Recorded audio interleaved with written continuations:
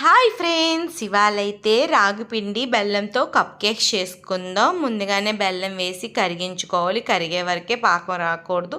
బెల్లం బాగా కరిగిపోయిన తర్వాత వడకట్టుకోవాలి, నలకలు ఇవి లేకుండా. తర్వాత ఒక గిన్నెలో వేసుకొని ఒక గిన్నెలో జాలి పెట్టి అందులో ఒక కప్పు రాగిపిండి, ఒక కప్పు గోధుమ పిండి, ఒక చిన్న కప్పుతోని కోకో పౌడర్ వేసుకోండి. అప్పుడు చాక్లెట్ ఫ్లేవర్ ఉంటుంది, పిల్లలకి చాలా నచ్చుతుంది.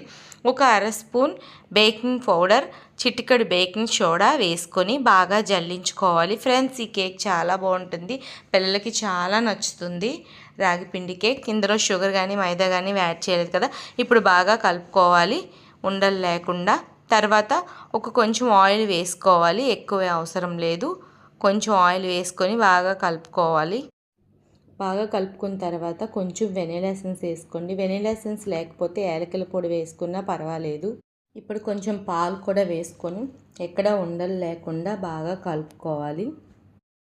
పిండిని బాగా కలుపుకున్న తర్వాత ఒక ప్లేట్లో కప్ కేక్స్ పెట్టుకొని అందులో కొంచెం కొంచెం పిండి వేసుకోండి.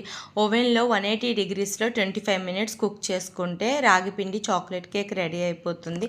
అదే స్టవ్ మీద చేసుకోవాలంటే ఒక కళాయి పెట్టి సాల్ట్ వేసి అందులో స్టాండ్ ఒకటి పెట్టి 20 మినిట్స్ కుక్ చేసుకుంటే సరిపోతుంది.